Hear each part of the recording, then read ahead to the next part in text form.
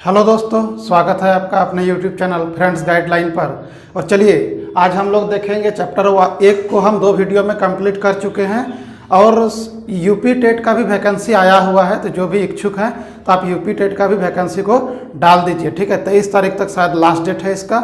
और आप जब बीएड किए हुए हैं तो आप 1 to 5, 6 to 8 कहीं का भी टेट आए आप डालिए, उससे एक्सपीरियंस होगा आपको, तो झारखंड टेट में भी बहुत हेल्प मिलेगा। ठीक, तो चलिए आज हम लोग देखते हैं।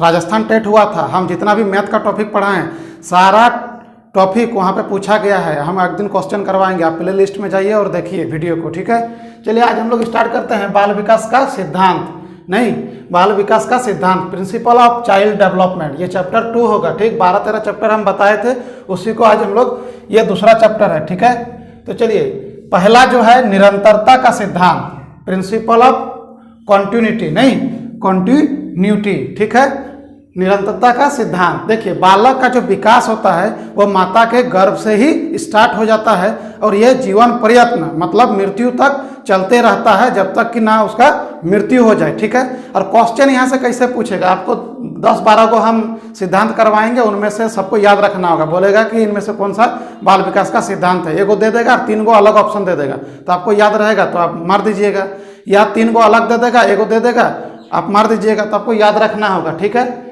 सेकंड नंबर में आता है कि विकास की दिशा का सिद्धांत, है ना, विकास की दिशा, ये बहुत वीवीआई है, यहाँ से क्वेश्चन बहुत बार बना है, हर एक टेट में बन जाता है। ठीक है, सी टेट में भी बना है। विकास की दिशा का सिद्धांत, प्रिंसिपल ऑफ डायरेक्शन। ठीक है, विकास की जो दिशा होती है ना, सिर से पैर के तरफ, सिर से पैर के तरफ। ठीक, सिर से पैर के तरफ जो होती है उनको हम लोग बोलते हैं क्या, मस्काधोमुखी। याद रखिएगा, बोलेगा कि सिर से पैर के तरफ जो विकास होता है उसको क्या बोलते हैं, तो मस्काधोमुखी कहते हैं, है ना। सिर से पैर के तरफ, पहले सर माथा, इसके बाद नीचे तरफ आएगा, उसको बोलते हैं मस्काधोमुखी। याद रखिएगा, बार बार बोल रहे हैं, बहुत बहुत इंपॉर्टेंट है। ठीक है, ठीक, कैफालोडोकल, नहीं। चलिए और क्या, जब हमारे विकास का क्रम मध्य से शुरू होकर, मतलब सेंटर से, बीच से शुरू होकर बाहर के तरफ जाएगा, है ना, बीच से स्टार्ट हुआ, सेंटर से स्टार्ट हुआ और बाहर के तरफ आएगा, तो उसको बोलते हैं क्या, दुराभिमुख, दुराभिमुख। इंग्लिश याद रखिएगा, प्रॉक्सिमोडिस्टल, बहुत इंपॉर्टेंट है, क्वेश्चन आ चुका है, प्रॉक्सिमोडिस्टल सी टेट में क्वेश्चन आया हुआ है।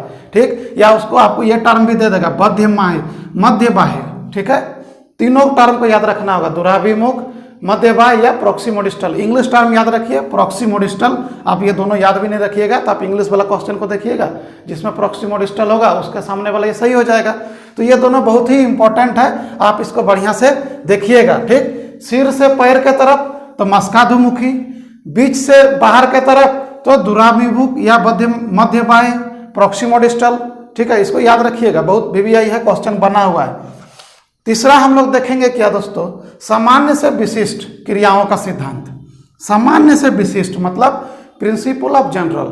किसी का भी जो विकास होगा ना वो सामान्य से विशिष्ट की ओर होगा। वो ऐसा नहीं है कि जन्म लेते ही दौड़ना स्टार्ट कर देगा, ऐसा नहीं है। वो पहले बैठेगा, उठेगा, फिर चलना सीखेगा, फिर दौड़ना सीखेगा। तो सामान्य से विशिष्ट की ओर ही होता है, ना कि विशिष्ट से सामान्य की ओर। तो आपको क्वेश्चन कर देगा कि बाल विकास किस टाइप, किधर से किधर की ओर होता है, सामान्य से विशिष्ट, विशिष्ट से सामान्य, और 2-3 ऑप्शन दे देगा। तो आपको याद रखना है सामान्य से विशिष्ट में एक चैप्टर है। देखिए इसका क्षेत्र बहुत विस्तृत है, आप बुक से भी पढ़ सकते हैं, लेकिन आपको ज़्यादा समझ में नहीं आएगा कि क्वेश्चन कहाँ से बनेगा। ठीक है, तो हम जो करके खुद पास किए हैं वो एक्सपीरियंस आपके साथ शेयर किए हैं, आप भी पास कीजिएगा। और हम तो चाहते हैं कि हम लोग सब पास करें, सबका नौकरी हो। ठीक है, तो हमारा विकास सदैव सामान्य से विशिष्ट की ओर चलता है। ठीक, हम इस पॉइंट को भी लेके आपको एक्सप्लेन कर सकते थे, लेकिन हम लिखे क्यों, क्योंकि आप फेयर कीजिएगा तो आप एनी टाइम पढ़ पाइएगा। तो हमारा विकास सदैव सामान्य से विशिष्ट की ओर चलता है, ना कि विशिष्ट से सामान्य की ओर। ठीक, सामान्य से विशिष्ट, उदाहरण उठना, बैठना, चलना, दौड़ना। देखिए कोई भी बच्चा पहले उठना सीखेगा, है ना, फिर बैठेगा, फिर चलना सीखेगा और फिर दौड़ना सीखेगा। ऐसा नहीं कि पहले दौड़ देगा, ऐसा नहीं होगा। ठीक है, क्रम से सीखेगा, है कि नहीं, एक के बाद एक, एक के बाद एक। ठीक है, समझ में आ गया होगा आपको। चलिए नेक्स्ट है पूर्वानुमान का सिद्धांत, है ना। कोई बच्चा किस क्षेत्र में कितना विकास करेगा हम लोग क्या करते हैं, प्रिडिक्ट कर लेते हैं ना, प्रिडिक्शन कर लेते हैं कि आज बारिश होगी, हम लोग कैसे अनुमान लगाते हैं, उसी तरह बच्चा को भी देखिएगा, घर में कोई बच्चा बहुत तेज तरा रहा है और उसका इंटरेस्ट देखते हैं। यदि कोई पेंटिंग कर रहा है तो आप बोलिएगा कि बड़ा चल के ये पेंटर बनेगा, है कि नहीं। किसी का इंटरेस्ट, जैसे मोबाइल से कोई भी चीज़ खराब हुआ उसको वो ठीक कर देता है, तो बोलिएगा क्या यह इलेक्ट्रिक डिपार्टमेंट में जाएगा, मतलब इलेक्ट्रॉनिक मतलब मैकेनिक बनेगा, ठीक है। कोई किसी का लक्षण डॉक्टर टाइप का होता है तो आप बोलिएगा वो डॉक्टर बनेगा। तो हम लोग विकास का पूर्वानुमान होता है, क्योंकि हम पहले ही अनुमान लगा सकते हैं कि विकास किस दिशा में ज़्यादा होगा, ठीक है। कोई फुटबॉलर बनना चाहेगा ना तो छोटा सा ही देखिएगा, फुटबॉल में ज़्यादा उसका इंटरेस्ट होगा। तो समझ में आ गया। चलिए हम लोग आगे देखते हैं हम लोग एकीकरण का सिद्धांत, ठीक है, प्रिंसिपल यूनाइटरी प्रोसेस।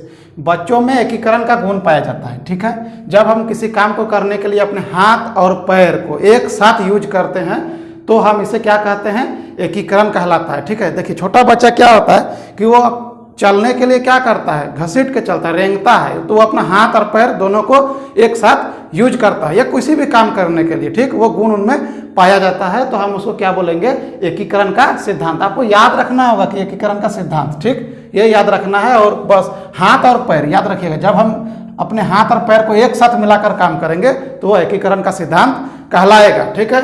कुछ कुछ पॉइंट है उसको आपको दिमाग में लोड लेकर चलना है। हेडफोन लगा लीजिए और दिन भर सुनते रहिए, आपको ऐसे याद हो जाएगा, ठीक। और बिना पढ़े सी टेट टेट कुछ भी क्वालिफाई नहीं होगा। ये आप भ्रम यदि पाल कर रखें कि बिना पढ़े हो जाएगा तो आप 70, 65, 70 तक पहुंच जाइएगा, लेकिन 90 नहीं पार कर पाइएगा, ठीक है। तो व्यक्तिगत विभिन्नता का सिद्धांत, ठीक है, यह बहुत इंपॉर्टेंट है। यहाँ से क्वेश्चन हर एक साल बनता है और बनेगा, 2 को 3 को करके क्वेश्चन बनेगा, तो इसको अच्छा से समझिए। प्रिंसिपल ऑफ इंडिविजुअल डिफरेंस, ठीक, बच्चों का विकास व्यक्तिगत विभिन्नता के अनुसार चलता है। किसी में विकास की गति तेज तो किसी में कम होती है। तो व्यक्तिगत विभिन्नता, देखिए हम हैं और किसी एक दूसरा बच्चा है, ठीक है, तो उसमें क्या होगा, अंतर होगा। या दो, मान लेते हैं 15 साल का 2 बच्चा है, एक मोटरसाइकिल चलाना जानता है और एक को अभी तक साइकिल चलाना भी नहीं आता है। तो वो ऐसा क्यों हुआ, क्योंकि उसमें व्यक्तिगत विभिन्नता है, ठीक है। उसको वो चीज़ मिला है ना, वो जल्दी सीख लिया और ये सीख नहीं पाया। इसके पास क्या है, वो थोड़ा सीखने का जो दर है वो कम है, ठीक। तो सेम हो सकता है, मान लेते हैं कि 2 लड़की है सेम क्लास की, ठीक है, तो वो एक मान लिया राधा और एक सीता। तो राधा बहुत फास्ट क्या करती है, सीख लेती है, परीक्षा भी अच्छा नंबर से पास कर पाती है। लेकिन वहीं पे क्या होता है, सीता थोड़ा धीरे धीरे है कि नहीं। तो क्या है, इंडिविजुअल डिफरेंस है ना, क्योंकि दोनों में सेम क्लास में है, लेकिन दोनों का जो है व्यक्तिगत विभिन्नता है, इंडिविजुअल डिफरेंस है। दोनों का जो सीखने का कैपेसिटी है वो अलग अलग है, कम है, ठीक, उसमें ज़्यादा है तो इसमें कम है। तो व्यक्तिगत विभिन्नता को इस तरह से समझिए, ठीक है। और क्या एग्जाम्पल, हम इसको मान लेते हैं कि किसी का वातावरण अच्छा है और किसी का वातावरण, सामाजिक स्थिति मतलब सामाजिक जो परिवेश है वो थोड़ा अलग टाइप का है। तो जो अच्छा सामाजिक परिवेश में रह रहा है वो क्या होगा, जल्दी ग्रोथ करेगा, जल्दी डेवलप करेगा। जो थोड़ा पिछड़ा समाज में रह रहा है, मतलब वहाँ पे उतना डेवलपमेंट नहीं है, शिक्षा नहीं है, सब अशिक्षित है, तो वहाँ का बच्चा क्या होगा, थोड़ा कम ग्रोथ करेगा। तो क्या है, इंडिविजुअल डिफरेंस है ना, क्योंकि इसमें वातावरण का भी बहुत इफेक्ट पड़ता है, ठीक है। और देखिए वातावरण और वंशानुक्रम दोनों का इफेक्ट पड़ता है सीखने में या विकास करने में, ठीक। वंशानुक्रम भी किस टाइप से आया है वो भी देखना होगा, ठीक है। तो चलिए ये आपको समझ में आ गया होगा।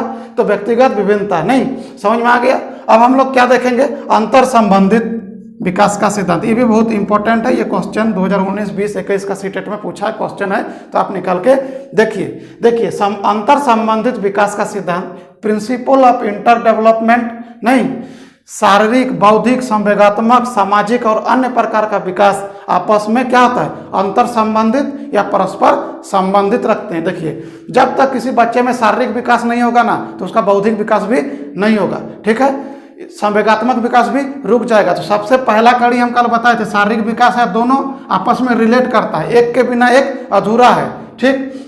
सामाजिक विकास भी उसमें नहीं होगा, ठीक। संवेगात्मक आना चाहिए, मतलब उसको दुख, क्रोध, घृणा, पाप, ईर्ष्या इस सब में भी अंतर करना आना चाहिए, ठीक है। उसका शारीरिक विकास होगा तो उसका दिमाग अच्छा काम करेगा। जब उसका अच्छा दिमाग काम करेगा तो वो क्या होगा, संवेगात्मक विकास होगा, संज्ञानात्मक विकास होगा, ठीक है, मानसिक विकास होगा उसका। समझ में आ रहा होगा आप लोग को। तो वो एक दूसरे से क्या है, इंटर रिलेटेड है, प्रिंसिपल ऑफ इंटर डेवलपमेंट बहुत ही इंपॉर्टेंट है और यहाँ से क्वेश्चन हर एक बार बनता है, तो आप इस लाइन को याद रखिएगा। अंतर संबंधित है और परस्पर निर्भर करते हैं। जब भी इस तरह का क्वेश्चन आएगा तो बोलेगा क्या अंतर संबंधित और परस्पर निर्भर करते हैं, नहीं करते हैं, तो आप याद रखिएगा सिर्फ संबंधित हैं और अंतर संबंधित और परस्पर निर्भर करते हैं। ये दो टर्म को याद रखिएगा, हम बार बार बोल रहे हैं, यहीं से क्वेश्चन आपका आएगा। ठीक, लास्ट क्या है, वर्तुलाकार बनाम रेखीय प्रकृति का सिद्धांत है ना, principle of spiral versus linear development. देखिए बच्चों का जो विकास होता है ना, वो एक रेखीय नहीं होता है, सीधा नहीं होता है कि एकदम एक सीधा में विकास जा रहा है। देखिए ग्राफ है उसका बच्चा का, तो इस तरह इस तरह इस तरह इस तरह इस तरह इस तरह इस तरह से उसका क्या होगा, ग्राफ जाएगा। हो सकता है कोई थोड़ा फ्लैट हो जाए, ठीक, लेकिन थोड़ा सा आगे पीछे जरूर करेगा, क्योंकि वो क्या होता है, एक रेखीय होता है। मतलब ये कभी सीधी रेखा में नहीं चलता है, कभी उसका गति धीमा तो कभी तेज हो जाता है। ठीक है, क्या मतलब, देखिए कुछ भी ग्राफ यदि मान लेते हैं किसी का हार्ट प्रॉब्लम है ना, तो देखिएगा डॉक्टर का जो कंप्यूटर स्क्रीन ऐसे चलेगा। ठीक है, कभी ऐसा कभी ऐसा। मान लेते हैं कि वो यदि ऐसा हो गया भाई फ्लैट, तो उसका क्या होगा, उसका मौत होगा, मृत्यु होगा। तो इसीलिए विकास जो है ना कभी एक रेखीय नहीं होता। इस एग्जाम्पल से समझ लीजिए, विकास एक रेखीय प्रकृति का सिद्धांत वर्तुलाकार होता है। ठीक है, मतलब एक रेखा में नहीं होता है, कभी तेज तो कभी धीमा होता है। आई होप आपको वीडियो बहुत अच्छा लगा होगा। अच्छा लगा है तो आप अपने दोस्तों के साथ शेयर कीजिए और चलिए हम लोग मिलते हैं कल।